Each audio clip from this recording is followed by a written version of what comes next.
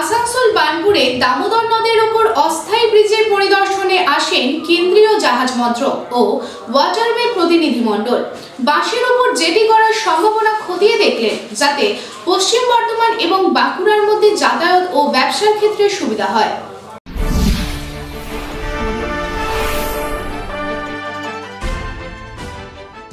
শনিবার কেন্দ্রীয় জাহাজ বন্দর ও ওয়াটারওয়ে মন্ত্রকের ডিরেক্টর রবীন্দ্র কুমার সিং এর নেতৃত্বে কেন্দ্রীয় প্রতিনিধি দল বার্নপুরে দামোদর নদের ঘাট পরিদর্শন করে। বিজেপি বিধায়িকা অগ্নিমিত্রা পলকে সঙ্গে নিয়ে বাঁশের সাঁকোর উপর থেকে সেখানে জেটি করার সম্ভাবনা খতিয়ে দেখেন। বার্নপুরের ইস্কন নেহেরু পার্কের পিছনেই রয়েছে দামোদরের ঈশ্বরদা ঘাট। বর্ষার সময়ে বাঁশের সাঁকো ভেঙে যায়, তখন প্রাণ হাতে নিয়ে নৌকোয় করে দামোদর পারাপার করেন হাজার হাজার মানুষ। অন্য সময়ে দুর্বল অস্থায়ী সেতু দিয়েই প্রাণ হাতে নিয়ে পারাপার চলে। সেতু হলে শিল্পাঞ্চলের পাশাপাশি বাঁকুড়া পুরুলিয়া জেলার বিস্তীর্ণ অংশের মানুষ উপকৃত হবে। ব্রিজ তৈরির দাবি দীর্ঘদিনের, কিন্তু কেন্দ্র রাজ্যের টানাপোড়েনে তা আজও বাস্তবায়িত হয়নি। রাজ্য সরকারের নেতৃত্বে ব্রিজ তৈরির জন্য রাজনৈতিক দলের তৎপরতা দেখা গেলেও এখনো পর্যন্ত সেখানে ব্রিজ তৈরি হয়নি। এদিন ফের নতুন করে প্রশাসনিক তৎপরতা নজরে পড়ে। দিল্লি থেকে কেন্দ্রীয় জাহাজ মন্ত্রকের একটি প্রতিনিধি দল নদীঘাটে আসে। তারা জানান জেটি করা সম্ভব, কিন্তু দামোদরের কিছু অংশ মন্ত্রকের সরাসরি অধীনে রয়েছে, কিছু অংশ রাজ্যের অধীনে রয়েছে। এই অংশটিতে সরাসরি কেন্দ্র কাজ করতে পারবে কিনা তা খতিয়ে দেখা হবে। এই প্রসঙ্গে ওয়াটারওয়ে মন্ত্রকের ডিরেক্টর রবীন্দ্র কুমার সিং জানান, দামোদর এলাকাটি পুরোটি আমাদের কাছে নেই। আমাদের অধীনে কতটুকু এলাকা রয়েছে তা খতিয়ে দেখা হবে। ইউনিয়ন অফ ইন্ডিয়ার দ্বারা এই সেতুর কাজটি করা হবে এবং তার সাথে সাথে মানুষের যাতে অসুবিধা না হয় নদী পারাপারের জন্য বোটও দেওয়া হবে। बता रहा हूँ कि जो दामोदर जो डिक्लेयर है नेशनल वाटरवेज नंबर 29 डिक्लेयर है by act of the union, तो इसका एक जुडिक्शन हमारे पास में है कि जो इंटायर दामोदर नहीं है हमारे पास में, उसका एक पर्टिकुलर स्ट्रेच है जो हमारे गजट में नोटिफाई है, उसका लैटिट्यूड लॉन्गिट्यूड नॉर्दर्न ईस्टिंग जिसको बोलते हैं वो दिया हुआ है। तो अभी हम इस पोजीशन का जो नॉर्दर्न ईस्टिंग ले लिए हैं, उसको हम अपने मैप में जब देख लेंगे, अगर विद इन द हमारे जुडिक्शन के अंदर में, तो हमारा मैंडेट है एज पर जो भी क्लास होगा, हमारे ये जो डिक्लेयर वाटरवेज के 7 क्लास है हमारे पास में, तो जिस क्लास के अंदर ये होगा तो उसके हिसाब से मेरे को इसको डेवलप करना होगा फॉर शिपिंग एंड नेविगेशन के लिए। तो जैसे मैम ने कहा, तो इसमें जेट्टी बनाने का, तो अगर ये डिक्लेयर पोर्शन के अंदर में है तो यूनियन अपना काम करेगा, यहाँ पे जेट्टी बनेगी। हम पर वो डिपेंड अपॉन द ये हम यहाँ पे फ्लोटिंग जेट्टी देंगे, HDP जेट्टी, जो कि क्योंकि यहाँ पानी का जो शिफ्टिंग है ना, ये लैटरल शिफ्टिंग है, ये टाइड नहीं है कि मतलब ऊपर नीचे 24 घंटे में 2 बार ऊपर 2 बार नीचे होगा, नहीं होता है। ये अगर 6 महीना आगे बढ़ेगा, 6 महीना पीछे आएगा। तो ये जो जगह है ये बेसिकली HDP जेट्टी के लिए सूटेबल है। तो ये तो वो हमारा मतलब हमारे डिपार्टमेंट का मैंडेट है, जिसको हम मतलब हम करेंगे। अगर डिक्लेयर पोर्शन के अंदर में है तो सबसे बड़ी वो हमको चेक करना होगा जा करके अपने मतलब अभी। हाँ, देखिए ब्रिज जो है ये हमारी जो भारत सरकार की ministry road transport and highway के अंदर आता है, तो इसके लिए तो जो कंसर्न जो मिनिस्ट्री वही इसके बारे में जवाब दे सकते हैं। हाँ। এই প্রসঙ্গে বিজেপি বিধায়িকা অগ্নিমিত্রা পাল জানান, ব্রিজ না থাকায় মানুষ খুব কষ্টে আছে। সাঁকোটি পুরনো কাঠ দিয়ে তৈরি। বর্ষাকালে দামোদর হিংস্র হয়ে যায়, মানুষ নৌকোতে পারাপার করে। বাঁকুড়া থেকে আসা একটি সাঁকো। জেটি সার্ভিস শুরু হলে সকল মানুষের সুবিধা হবে। মানুষেরা যাতে লঞ্চ পায় সেই সুবিধার জন্য আবেদন করা হয়েছে। ব্রিজের মধ্যে যদি রাস্তা তৈরি করে দেওয়া যায় তবেও মানুষের সুবিধা হবে। আজকে 34 বছর বামফ্রন্টের রুল, তারপরে 14 বছর মমতা ব্যানার্জির সরকার, তার আগেও জন্মের আগে থেকে আমরা শুনছি যে এখানে কোনো ব্রিজ নেই, মানুষ খুব কষ্টে এদিক ওদিক, ওইদিকে বাঁকুড়া, ওইদিকে পুরুলিয়া, ওই পাশে ঝাড়খণ্ড, এদিকে পশ্চিম বর্ধমান, এবং তার মধ্যেই পড়ে আমার আসানসোল দক্ষিণ।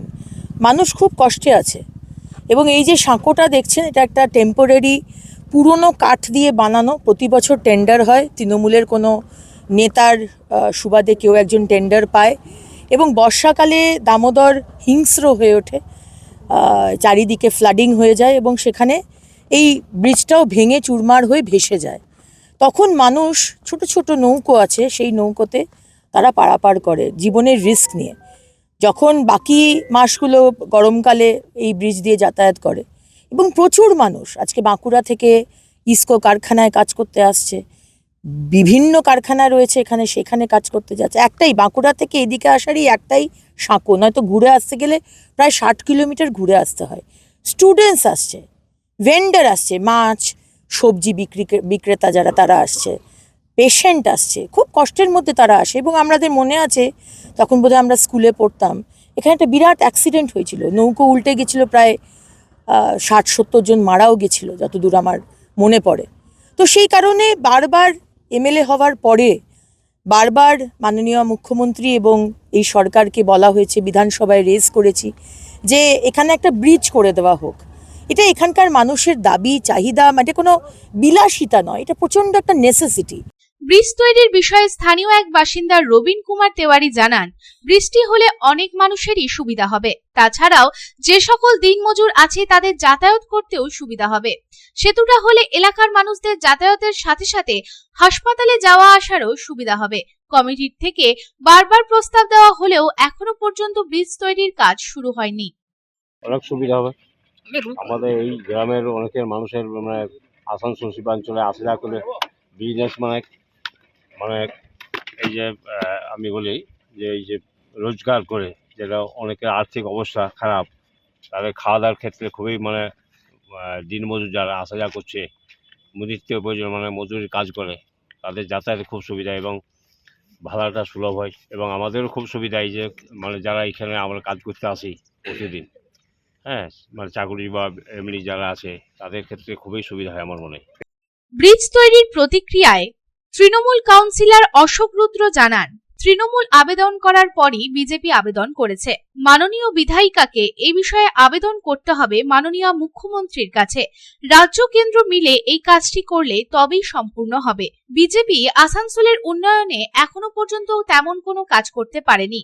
বিজেপি যদি আন্তরিকভাবে কোনো কাজ করতে চায়, রাজনৈতিক নীতির ঊর্ধ্বে সঠিক পদ্ধতি অবলম্বন করে রাজ্য সরকার সংশ্লিষ্ট দপ্তরে আবেদন করতে হবে তাদের। ওইদিকে জেলার অনেক ভাই বোনরা সকালে এই কারখানায় কাজ করতে আসে, আশেপাশের জায়গায় কাজ করতে আসে, সবজি বিক্রেতারা আসে, আরো প্রচুর ধরনের মানুষ আসে, তাদের কাজটা সহজ হয়ে যাবে।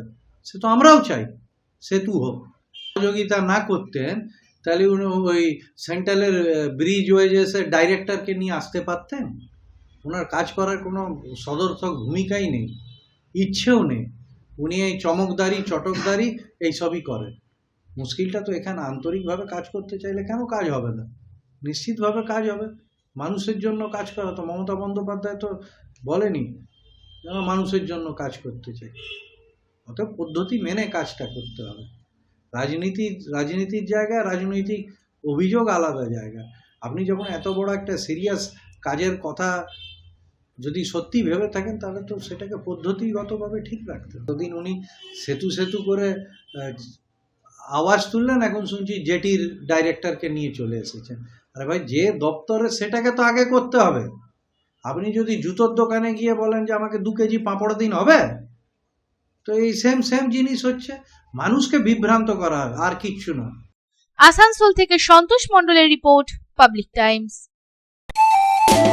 स्वास्थ्य की रक्षा और अधिक पौष्टि, एग्रो फ्रेश आटा की रोटी, खुशी परिवार हरदम ताजा टेस्ट, आटा की जगत में एग्रो फ्रेश बेस्ट। संपूर्ण मात्रा में कार्बोहाइड्रेट, प्रोटीन, विटामिन, मिनरल से भरपूर एग्रो फ्रेश आटा, मॉडर्न साइंटिफिक टेक्नोलॉजी से बना हेल्दी एग्रो फ्रेश आटा।